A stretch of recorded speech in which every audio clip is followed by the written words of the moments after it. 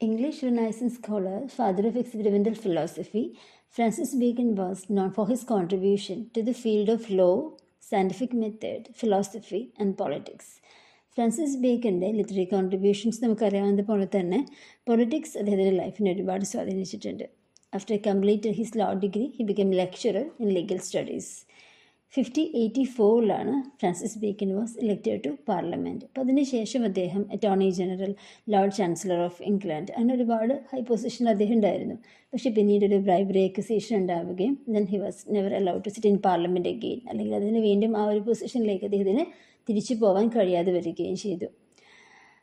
Francis ബേക്കനെ നമ്മൾ മനസ്സിലാക്കുന്നത്, അല്ലെങ്കിൽ നമുക്ക് കൂടുതൽ ഫെമിലിയർ ആകുന്നത് ഫാദർ ഓഫ് എസ്സേയിസ്റ്റ് അല്ലെങ്കിൽ പ്രോസ് സ്റ്റൈലിസ്റ്റ് എന്ന രീതിയിലൊക്കെയാണ്. The basic characteristics of his essays is a combination of philosophical inquiry and personal reflections. നമുക്കറിയാം അദ്ദേഹത്തിൻ്റെ ഓരോ കളക്ഷൻസ് ഓഫ് എസ്സേസ് എടുത്തു കഴിഞ്ഞാൽ അദ്ദേഹം ഉപയോഗിച്ചിരിക്കുന്ന ടോപ്പിക്സുകൾ അല്ലെങ്കിൽ അതേ സബ്ജക്ട്സുകളൊക്കെ അദ്ദേഹം അതിനകത്തൂടെ അദ്ദേഹം പറയാൻ ഉദ്ദേശിക്കുന്ന കാര്യങ്ങളോടൊക്കെ അതിലൊരു ഫിലോസഫിക്കൽ പോയിൻ്റ് ഓഫ് വ്യൂയിലും ഒരു പേഴ്സണൽ റിഫ്ലക്ഷൻസും നമുക്ക് മനസ്സിലാക്കാവുന്നതാണ്. Then the next important work is The Advancement of Learning. It's an important philosophical work which was published in English. ഇത് is an essay on education, അല്ലെങ്കിൽ his expanded system of learning. ഇതിൻ്റെ first പാർട്ടിൽ അദ്ദേഹം divided two types of learning. എന്താണ് pure knowledge and proud knowledge. Pure നോളജിനെ കുറിച്ചും proud നോളജിനെ കുറിച്ചും അദ്ദേഹം കുറച്ച് കാര്യങ്ങൾ പറയുന്നുണ്ട്. Then the next part he mentions about Martin Luther King and his contribution to literature and philosophy. അതിനുശേഷം അദ്ദേഹത്തിൻ്റെ മെയിൻ പേർപ്പസ്, ഈ അഡ്വാൻസ്മെൻറ്റ് ഓഫ് ലേണിംഗ് എന്ന വർക്കിൻ്റെ ഒരു മെയിൻ പേർപ്പസ് അദ്ദേഹം പറയുന്നത്, he encourages his readers to seek knowledge first. നമ്മളൊരു നോളജിൻ്റെ importance എന്താണ്, എന്തുകൊണ്ടാണ് നമ്മളതിന് കൂടുതൽ പ്രയോറിറ്റി കൊടുക്കേണ്ടത് എന്നുള്ളതിനെക്കുറിച്ചുള്ള അദ്ദേഹത്തിൻ്റെ കോൺസെപ്റ്റുകൾ അദ്ദേഹത്തിൻ്റെ ഫിലോസഫിക്കൽ പോയിൻ്റ് ഓഫ് വ്യൂയിലാണ് അദ്ദേഹം അത് അവതരിപ്പിച്ചിട്ടുള്ളത്. So the second part is purely criticism. ഈ അഡ്വാൻസ്മെൻറ്റ് ഓഫ് ലേണിങ്ങിൻ്റെ സെക്കൻഡ് പാർട്ട് എന്ന് പറയുന്നത്, ഫസ്റ്റ് പാർട്ട് നേരത്തെ പറഞ്ഞ പോലെ ടു ടൈപ്സ് ഓഫ് ലേണിങ്ങിനെ കുറിച്ചും മാർട്ടിൻ ലൂതർ കിങ്ങിനെ കുറിച്ചും അദ്ദേഹത്തിൻ്റെ കോൺട്രിബ്യൂഷൻസ് ഓഫ് ലിറ്ററേച്ചേഴ്സ് അതിനെക്കുറിച്ചും ഒക്കെ പറയുന്നുണ്ട്. Then the second part is purely criticism. ഒരു ക്രിട്ടിക്കൽ പോയിൻ്റ് ഓഫ് വ്യൂയിലാണ് അദ്ദേഹം പിന്നീട് കാര്യങ്ങൾ അവതരിപ്പിക്കുന്നത്. ഇവിടെ he explains about past philosophers, their knowledge and their theories. ഇതിനെക്കുറിച്ചൊക്കെ അദ്ദേഹം എക്സ്പ്ലെയിൻ ചെയ്യുന്നുണ്ട്. ദെൻ ഇവിടെ വരുന്നൊരു ബിബ്ലിക്കൽ റെഫറൻസ് എന്ന് പറയുന്നത് കിങ് സോളമൻ ആണ്. ഈ കിങ് സോളമൻ ഇവിടെ റെഫറൻസ് കൊടുക്കാൻ കാരണം he associated with the ideas of learning. അപ്പോൾ ഇത്രയും കാര്യങ്ങളാണ് അഡ്വാൻസ്മെൻറ്റ് ഓഫ് ലേണിങ്ങിനകത്ത് അദ്ദേഹം പറയുന്നത്. സോ ദ നെക്സ്റ്റ് ഒരു പോർഷൻസിൽ അദ്ദേഹം 3 types ഓഫ് ലേണിങ്ങിനെ കുറിച്ച് പറയുന്നുണ്ട്. Here he identifies 3 types of learning: history, poetry and philosophy.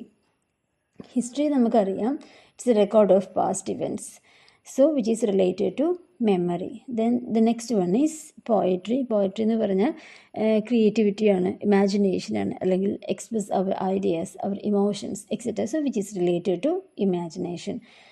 So third one is philosophy which is related to reason and logic. ഇങ്ങനെ 3 types ഓഫ് ലേണിങ്ങിനെ കുറിച്ച് അദ്ദേഹം പറയുന്നുണ്ട്. The next important work is Novum Organum. Novum Organum എന്ന് പറയുന്ന work it is a Latin treatise on scientific method. ഇപ്പോൾ നേരത്തെ advancement of learning ഒരു ഫിലോസഫിക്കൽ വർക്കാണെന്ന് പറഞ്ഞു. ഇവിടെ നൊവം ഓർഗാനം, ഈ ഒരു work it's this work is a part of his larger project inspiration Magna. അദ്ദേഹം ഒരു 6 പാർട്ടായി കംപ്ലീറ്റ് ചെയ്യണമെന്ന് ആഗ്രഹിച്ച ഇൻസ്പിറേഷൻ മാഗ്ന എന്ന് പറയുന്ന വർക്കിൻ്റെ ഒരു പാർട്ടാണ് നൊവം ഓർഗാനം എന്ന് പറയുന്നത്. The full title is true suggestions for the interpretations of nature. It's a Latin treatise and his systematic inductive approach to science. ഇതിനകത്ത് അദ്ദേഹം ഉദ്ദേശിക്കുന്നത്, he introduced a new method of scientific theory. ഇതിനകത്ത് പറയുന്ന ഒരു പ്രധാനപ്പെട്ട കാര്യമാണ് he perfectly present 4 ideals of tribe, ideals of cave, ideals of market place and theatre. ഇങ്ങനെ 4 types of ഐഡിയൽസിനെ കുറിച്ചും അദ്ദേഹം പറയുന്നുണ്ട്. അപ്പോൾ ഇത്രയും കാര്യങ്ങളാണ് ഫ്രാൻസിസ് ബേക്കനെ കുറിച്ച് പ്രധാനമായും എടുത്തു പറയാനുള്ളത്.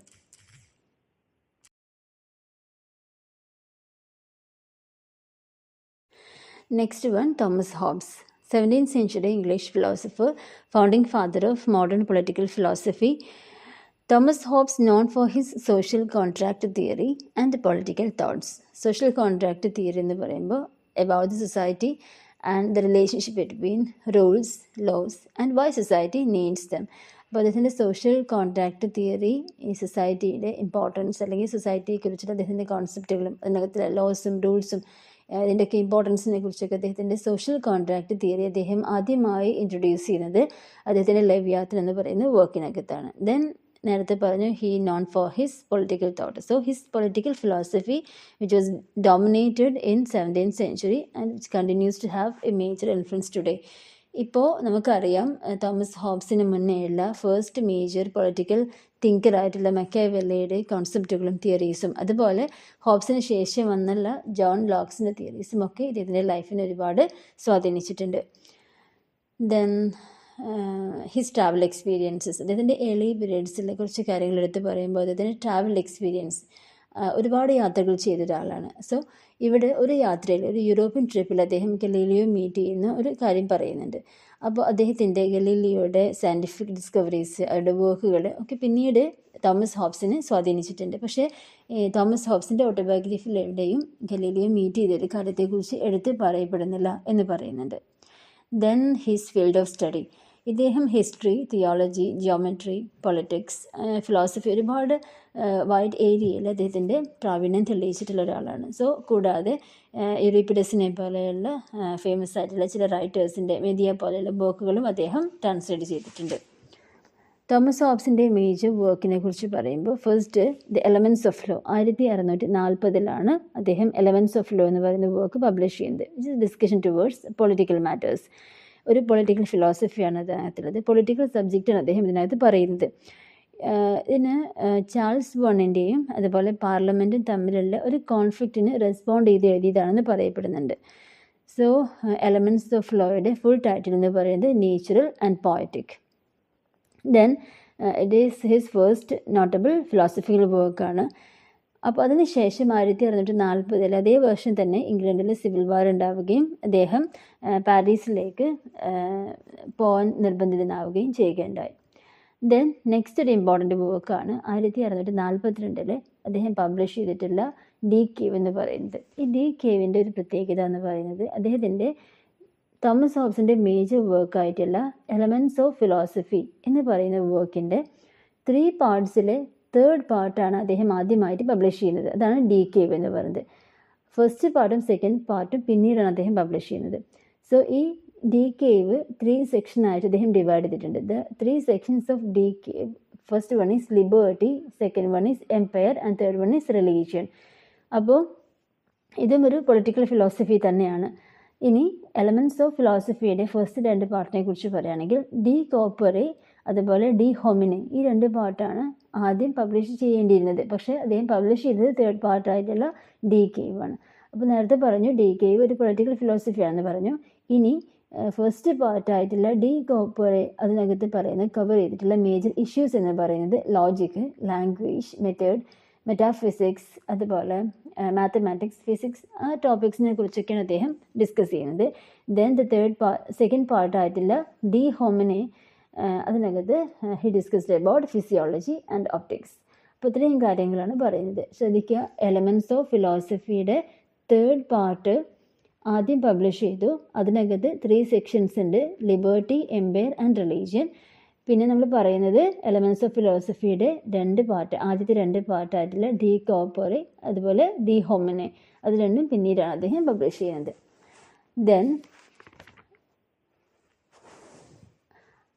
ഈ ഒരു വർക്ക് പബ്ലിഷ് ചെയ്തതിന് ശേഷം 1646 മുതൽ 48 വരെ ഇദ്ദേഹം ചാൾസ് വൺ അല്ലെങ്കിൽ പ്രിൻസ് ഓഫ് വെയിൽസിൻ്റെ പ്രിൻസ് ഓഫ് വെയിൽസിൻ്റെ മാത്തമാറ്റിക്സ് ട്യൂട്ടറായിട്ട് അദ്ദേഹം വർക്ക് ചെയ്തിട്ടുണ്ട്. ഈ ചാൾസാണ് പിന്നീട് ചാൾസ് സെക്കൻഡ്, ഫ്യൂച്ചർ ചാൾസ് സെക്കൻഡായി മാറുന്നത്. അപ്പോൾ ഇതിന് മുന്നേ ഇദ്ദേഹം പാരീസിലേക്ക് പോകാൻ നിർബന്ധിതനായി എന്ന് പറഞ്ഞു. ആ സമയത്ത് ഈ ചാൾസും കൂടെ ഉണ്ടായിരുന്നു. സോ 1651 ആയിക്കഴിഞ്ഞപ്പോഴേക്കും അദ്ദേഹം Thomas Hobbes return to England. അതിനുശേഷം അദ്ദേഹം he continue to write and producing major works including mathematics, physics, philosophy, ഒരുപാട് ടോപ്പിക്സിൽ അദ്ദേഹം പിന്നീട് ഒരുപാട് ബുക്സുകൾ അദ്ദേഹം പബ്ലിഷ് ചെയ്തിട്ടുണ്ട്. അപ്പോൾ 1651 അദ്ദേഹം തിരിച്ച് ഇങ്ങോട്ട് തന്നെ വരുന്നത്. അപ്പോൾ അതിനുശേഷം 1651 അദ്ദേഹം പബ്ലിഷ് ചെയ്ത വർക്കാണ് നമ്മൾ നേരത്തെ സോഷ്യൽ കോൺട്രാക്ട് തിയറി ഇൻട്രൊഡ്യൂസ് ചെയ്തിട്ടുള്ള ലെവിയാഥൻ എന്ന് പറയുന്ന work. Leviathan or the matter of form എന്ന് പറയുന്ന വർക്ക് അദ്ദേഹം പബ്ലിഷ് ചെയ്യുന്നത് 1651. It is his highly influential work or best known. It is including lengthy discussions of matters of scriptural interpretation. ഇതിനകത്ത് പൊളിറ്റിക്സും അതുപോലെ റിലീജിയനും ഒക്കെ ഒരു മേജർ ടോപ്പിക്സ് ആയിട്ട് പറയുന്നുണ്ട്. Then it's included 6 chapters, issues of census, imagination, language, reason, knowledge and passions. അങ്ങനെ കുറച്ച് topics, ഒരു 6 ടോപ്പിക്സ് അദ്ദേഹം ഇതിനകത്ത് ഉൾപ്പെടുത്തിയിട്ടുണ്ട്. അപ്പോൾ ഇതിനൊക്കെ ശേഷമാണ് നമ്മൾ നേരത്തെ പറഞ്ഞ എലമെൻറ്റ്സ് ഓഫ് ഫിലോസഫിയുടെ ഫസ്റ്റ് പാർട്ടായിട്ടുള്ള ഡി കോർപ്പോറെ 1655 അതിനുശേഷം ഡി ഹോമിനെ 1658 പബ്ലിഷ് ചെയ്യുന്നത്. ദെൻ ഇനി പറയുന്നത് 1660 ആയി കഴിഞ്ഞപ്പോൾ Charles then return to England. എന്നിട്ടാണ് ചാൾസ് സെക്കൻഡായി മാറുന്നത്. അപ്പോൾ ഇവർ തമ്മിലുള്ള ഈ കണക്ഷൻ പിന്നീട് ഇദ്ദേഹത്തിന് പെൻഷൻ അലൗഡ് ചെയ്യുകയൊക്കെ ചെയ്യേണ്ടായി. ദെൻ നേരത്തെ പറഞ്ഞ 1651 പബ്ലിഷ് ചെയ്ത ലെവിയാഥൻ പിന്നീട് അതിൻ്റെ ലാറ്റിൻ എഡിഷൻ വരേണ്ടായി. ലാറ്റിൻ എഡിഷൻ എന്ന് പറയുമ്പോൾ കംപ്ലീറ്റ് ഒരു ഫുൾ ട്രാൻസ്ലേഷൻ ഒന്നും ആയിരുന്നില്ല. ചില ടോപ്പിക്സുകൾ അല്ലെങ്കിൽ ചില റിവിഷൻസും ചില ഡിഫറൻസസും വരുത്തിയിട്ട് അത് ലാറ്റിൻ എഡിഷൻ പബ്ലിഷ് ചെയ്യേണ്ടായി.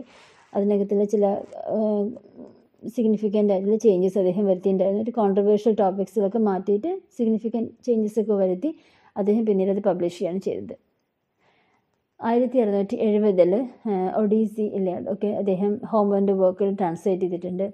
അതുപോലെ ചില മാന്യ വർക്ക്സുകളും അദ്ദേഹം പബ്ലിഷ് ചെയ്തിട്ടുണ്ട്. സോ ഇത്രയും കാര്യങ്ങളാണ് തോമസ് ഹോബ്സിനെ കുറിച്ചിട്ട് പറയുന്നത്.